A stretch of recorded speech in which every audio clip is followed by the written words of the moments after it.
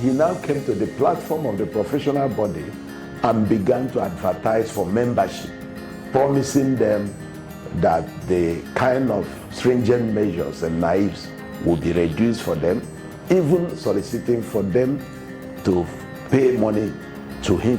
On the platform of the professional body you were a member, and under my watch as president, I didn't waste time in asking the council that this man must be stopped, because we can't be in one house and then we are dividing the house.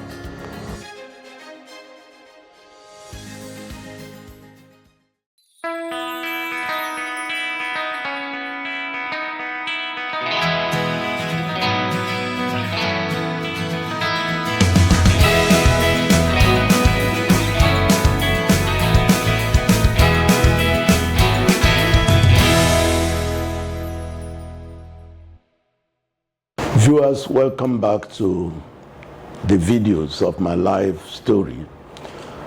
I shared with you in the last episode some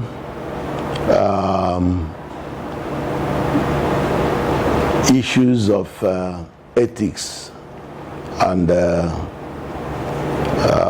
professional conduct that I had as a president, and how God helped me to be firm and took decisions with the council that shaped the conduct and attitude of our members. I will share yet one more that I consider as very, very direct effrontery to my presidency as the president of Nigerian Institution of Estate Surveyors and Valuers.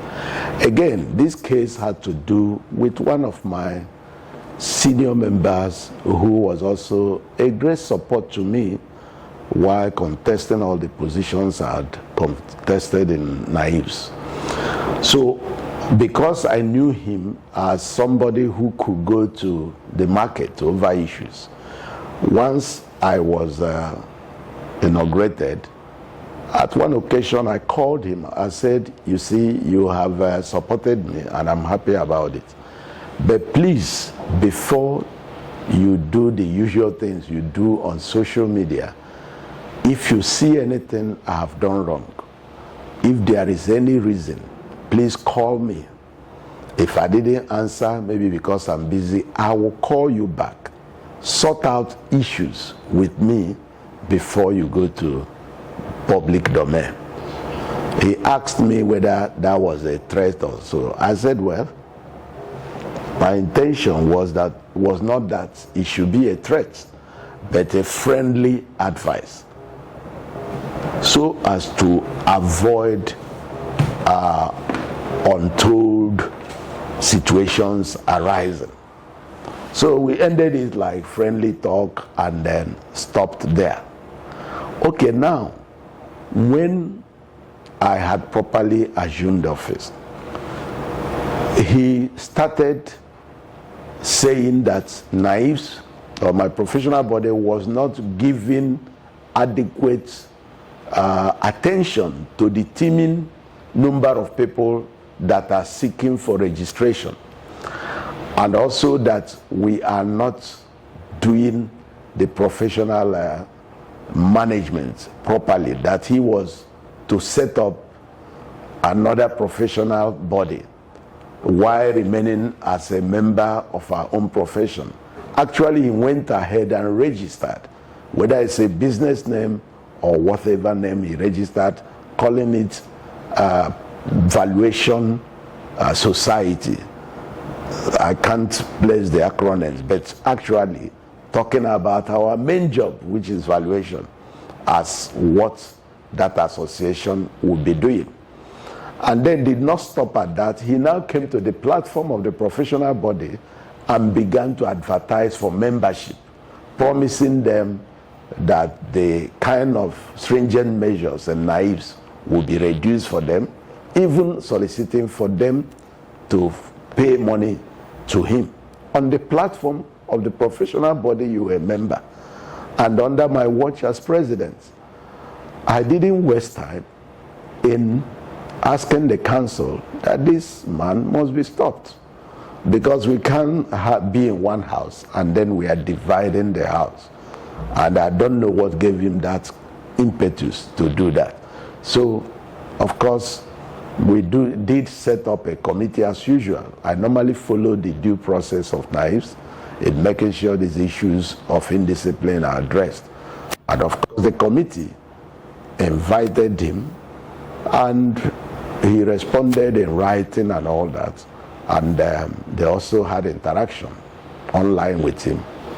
And at the end of the day, the committee came out with a verdict that what he did with 3 other people who he called his board members of our profession, 2 other young people plus himself, making it 3, that what they did was wrong.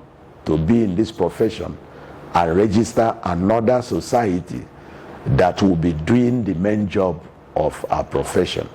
And so they decided that they should be expelled from the profession, and they brought that as recommendation. And of course, I went to the council with proper briefing and proper presentation, and the council approved. I'm talking of a very strong voice in the profession. We expelled him and expelled the other 2 members he made his board members, or whatever positions he gave to them. And like I said before, our usual practice, if you are suspended or expelled, the public must know about it. So we went to newspapers, published their names and their pictures. And so their leader got so offended. I'm keeping away the names so that we don't embarrass anybody. He went to police first, and went to police, and whatever he told them, and yours sincerely with some of my leaders were invited to Panti police station. And while he knew that we were there, he went to the platform to say, your president is being, questioned by the police now over his excesses in leadership, and the thing was flying on the social media. So we got to police, and they asked us some questions, and of course we made some statements. But I told them that this is a national body, shouldn't be ridiculed to become a Panti issue. Panti is that popular police station in Lagos, and quite a lot of activities and things go on there. So they said, well, and I told them I had another engagement, national assignment, and I needed to be in Abuja that same day. They said, well, we should go. In 2 weeks' time, they will invite us to come over again for the same matter. Well, on our way coming back, I spoke to a lawyer who was like an advisor to me, and told him this is what we are coming from, and this is what they are saying. He said, no, that this is a national body, that no state command should have overriding power over a national issue. If there is an issue, that I should take it to police headquarters. And that I did. And then they asked them to move the matter from Panti police station to Abuja here, police headquarters. And of course, because we had made our own presentation already, when they brought the guy, they questioned him and his colleagues, what they were doing and all that. And at the end of the day, I think they told them that that is not a police matter. And they now started again, went to court, involving his senior brother, who was senior advocate. What did they go to claim in court? That they were not given fair hearing. Meanwhile, there were documentations of invitation and including their own responses. At a point, the leader said that it is only whether, I think, Attorney General of the Federation is the one to, adjudicate on this matter. He wrote it black and white. So with all that, the senior advocate brother went to court on his behalf and others. And of course, we also had to get a senior advocate as a professional body. And of course, it was proven at court that they were given fair hearing and their expulsion was proper. And that was sustained. And so the guy now began to make efforts to return back to the profession. And of course, in every organization, there are those who are close and supporters of when such things or evil are going on. And of course, he wanted to use his connection to get back through the back door. Unfortunately for him, I was still a past president in council when the matter came up.